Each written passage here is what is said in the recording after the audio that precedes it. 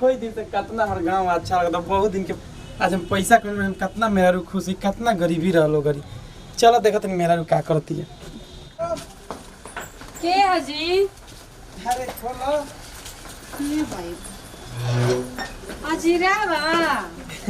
खुश वो रह लगता नहीं खुश रह चलो को बनी हजी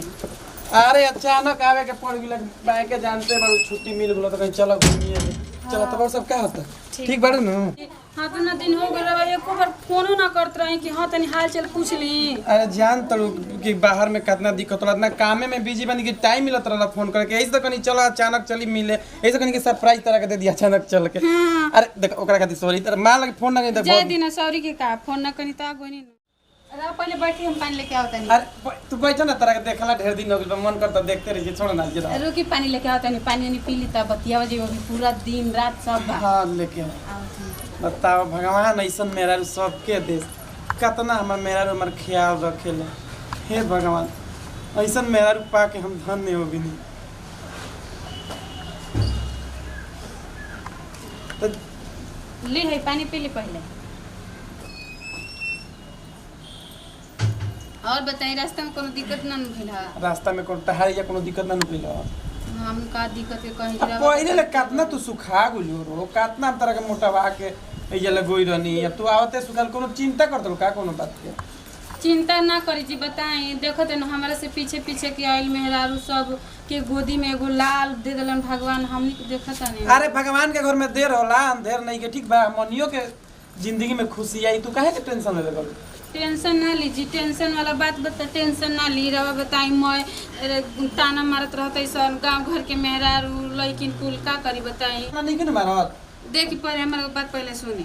पहले हमर क्रिया खाई जौन कम तो मानब अरे मैं का मानब तर तो को बात ना मानी पहले क्रिया खाई रवा के मानब का बात बोलो मानब नु हां तर बार हर बात मानी तो कहना बात मानो का बात बोलो देखी हमरा के देखी जैसे कि हम बानी नु हमके मानी लन रहा जान से भी ज्यादा अब का कहिए तो मान भी नहीं के तब मानी लेते हमार बात मानी देखिए दूसरी शादी कर हां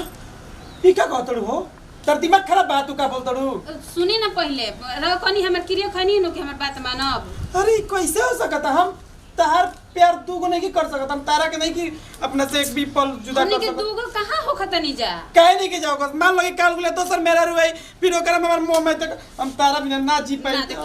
ऐसे मत दुनिया करो के मुंह बंद करे के बतराव के शादी करे अरे पगली बात के काहे नहीं समझ देखा एक दिन नाराज है मतलब हम क्रिया वापस ला ठीक बता ई ना होखेला क्रिया वापस ना चीटिंग मत करी हमरा से ठीक अरे हम तारा के कैसे ना ना ई हमरा से ना होई ना देखी रवा हमर क्रिया खइले बानी रवा कोनी है कि ना हम अरे का पगली कौना मोड़ पे हमरा के ले के खड़ा कर देले देखिए हमरा अपना पति के तो दूगो बाटा तड़े देख बात के समझ ऐसे ना होला हम खुश बनी हम हमरा खातिर दूसरा शादी करनी ना हमरा खातिर अरे पगली बहुत पछताई बे आज न बोलतड़े काल मिला बहुत पछताई हमरा खातिर बस हमरा खातिर करली शादी और दूसरा ये दुनिया का मुंह बंद करे खातिर शादी करली दूसरा हमार बात मान ठीक जब तोहर यही में खुशी बा तो ठीक बा तरम खुशी खातिर हमार अपन प्यार के कुर्बानी दे दे ना देखी एमे रोई जान रोला के अथी नहीं खाए हमर बात पहले समझी ना का जी कहाँ बने का जी ये कहाँ बैठल बने रहुआ ऐसे ही मन निकला तो क्या कर घर में बैठियो में इतनी गर्मी होता है ये जी एगो बात पूछे रहुआ से झूठ ना बोलम ना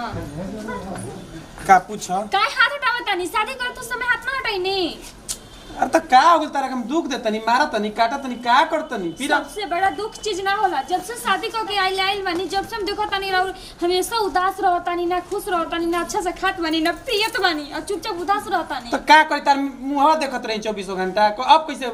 आवल जला घर में आवते बनी टाइम टू टाइम तू जानते बाड़ू कि हमार शादी है वो मजबूरी में शादी के लिए प्यार तो जानते हो अपना पहले की पत्नी से करी ना तो फिर तू प्यार के जबरदस्ती ना करो ठीक हम तारा से प्यार ना करी बस तारा से हम बच्चा खातिर प्यार के लिए ठीक ना ठीक बा जी हमरा और बात मानो तानी जब ये रहते रोड पे मेरा रोज चलते समय तो धंधा वाली के लेके एगो बच्चा पैदा करके घर में ला देले होती देख ज्यादा जबान मत चला यही हमारे घर में करकराहट मत कर एक बात बोल दी नहीं क्या समझ में आवत हम प्यार जबरदस्ती करवल जला का है ये जी रघुआ सब प्यार खातिर ना होता नहीं कह रघुआ हमेशा मन मलने वाली है हमेशा कहला बच्चा खातिर लाल बनी बच्चा भर खातिर लाल बनी हम अपना लाइफ में ऐसे ही हम जंग हार गेल बनी मैं इतनी खुश नहीं की रह ठीक बा और हमरा के तू दुख मत कर ठीक ना जब जैसे हम बानी जौना हाल में हमरा के छोड़ द देखिए जी चाहे रघुआ हम अपन पत्नी मानी या ना मानी बाकी दिल से हम अपन पति आपके रघुआ के मान चुकल बानी ठीक है बाकी ये तरीके से रघुआ के घुट घुट के हम कबो मरे ना दे भले हम जाके अपन खुद के जान दे देबे कहीं इतना याद कर ली तारा जवन इच्छा करे तू तवन कर हम रोकहू ना जाई ठीक ना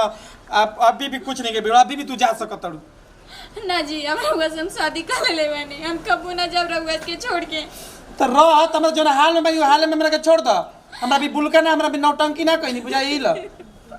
हे जी रघुआ से कैसे कहता नहीं जी कैसे हम रघुआ कैसे छोड़ दे हाल अच्छा ये बताओ हम जौना बच्चा का शादी कइनी अभी तक तो तोरो बच्चा ना भइल उनकरे भइल तो हम तो और मुसीबत में फंस गइनी अब का तीसर का शादी क के लिए कि चौथा क के लिए ये जी रघुआ समीना कहता नहीं शादी के तीसर चले चौथा ले आई ठीक है बाकी रघुआ के हाथ में ना बच्चा बा ना हमारे हाथ में बच्चा बा जब भगवान चाहिए ना तब भी बच्चा होई अगर इंसान के हाथ में बच्चा देवल उतना तो इंसान सब से बच्चा पैदा कर ले से बतिया वाले हमर बेकार बा ठीक बा जाए तो ना मानता नहीं हमार बात तो हे भगवान नारी जात के कहीं इज्जत ना होला ना चैन से रह सकेली ना चैन से सो सकेली का हो गइल बहिन काहे रोत हड़ी का पगली क्या बताइए दीदी जी जाना ना सही से वहाँ खाना खाता नहीं ना पियता नहीं तो समझाओ तारा खातिर घर में लाइन मनी बताओ हैं ये दीदी जी रहुआ तो मर जेठ बनी रहुआ समझाई ना वहाँ तो हमार बात ना मानता नहीं रहुआ तो हमार बात मानी ए पगली तो रोला से समस्या कौन हल होला रोत काहे बड़ रो मत देखा टेंशन दुख घर में आवत जात रहेला एगो बच्चा खातिर ना घर में इतना बवाल इतना टेंशन दुख हो धंधा भइल बा हैं तो भगवान जब ले ना दिहन तब ले अपना मर्जी से नहीं खेनु बच्चा हो खावे के कि आज भइल आज हो गई ये दीदी ये बात काहे गांव समाज ना समझेला काहे हमेशा नारी जात पे कुलंच लगावेला तू तो अभी आइल बड़ो पागल हम तो बहुत साल से सहतानी बहुत साल के आदमी के ताना दुख देखतानी वैसे रहुआ हमसे एगो वादा करब बोल पागल हम तो कहतानी ना पहले रहुआ मैं क्रिया खाई तब हम बताइब रहुआ के एगो बहन के क्रिया खा ले बोल तू काहे का बात बा बोल जानता नहीं दीदी जी इहे के रहुआ खुश रखल चाहता नहीं ना हां हम तो रहुआ जानते हनी हमार माई बाबू कितना अच्छा बाड़ा हम यहाँ के लेके चले जाता नहीं अपने माई के जानता नहीं जी वहाँ बहुत ही खुश रही हैं देख पागल हम तो चाहता नहीं कि घर में एगो लड़का की कुलकारी कीजे तू लेके जा बुझा ठीक सच में दीदी जी हाँ सच में वो खुश बनी ना कितना दीदी जी रहुआ बढ़िया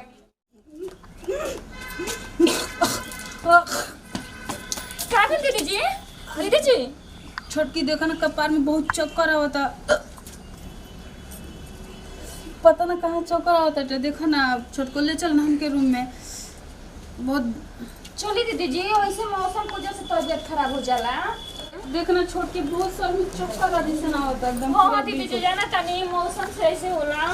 अरे सोई ना और कुछ मन करता दीदी जी अरे हाँ हमरा तो खट्टा खाए के मन करता ये मैया का हो गई छोटकी तो हमर किस्मत ये फूट गई कुछ ना दीदी जी कुछ ना भेज होगा के जानते छोटकी हमर गांव में हमर दादी नु कहत रही कि जब कोनो औरत के खट्टा खाए के मन करेला हाँ दीदी जी अहूल होला तो सोचे कि ओकर जरूर खुशखबरी बा जानते छोटकी बुझाता ना कि हम माँ बने वाला बानी सच में दीदी जी हाँ जानते छोटकी तो ये घर में पाँव पड़ते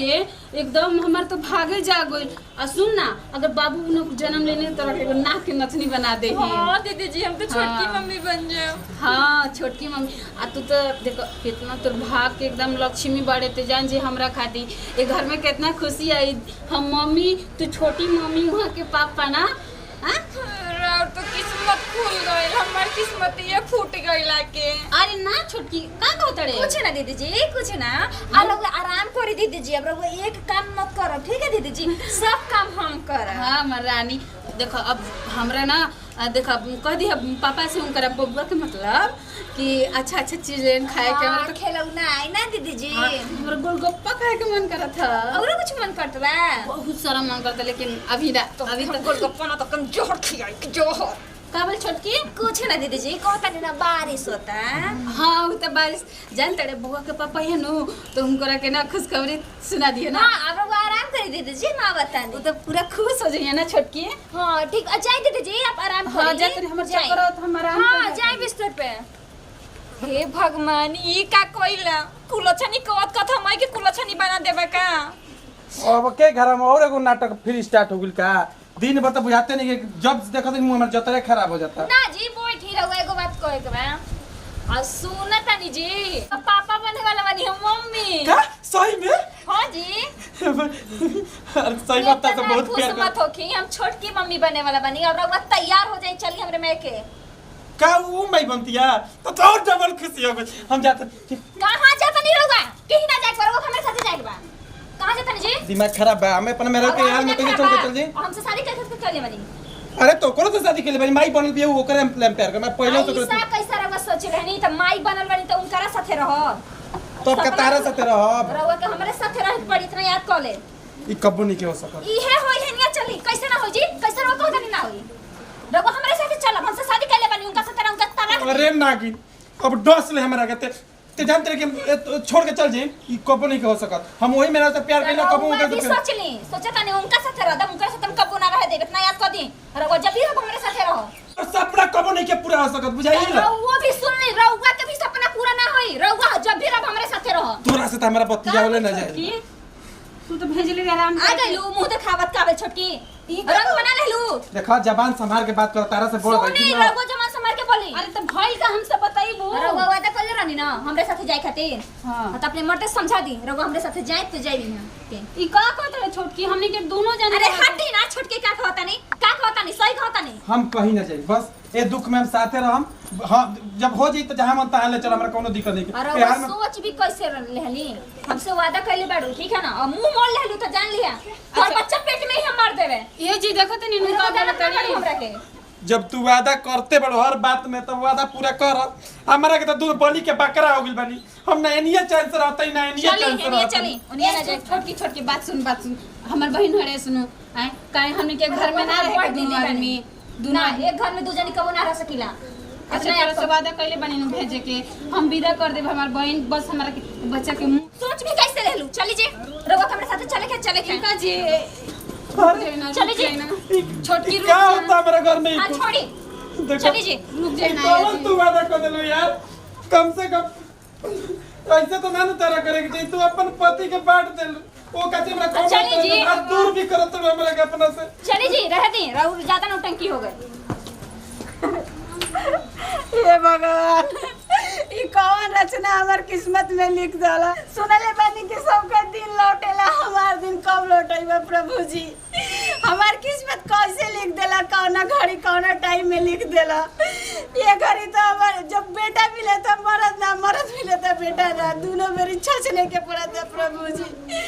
मरद खाती अब तड़पता नहीं बेटा खाती पहले तड़पत रही ये कम पहले कहना कर देला प्रभु जी। कौन दिन देखावा तड़ा हमके कौना जन्म के बदला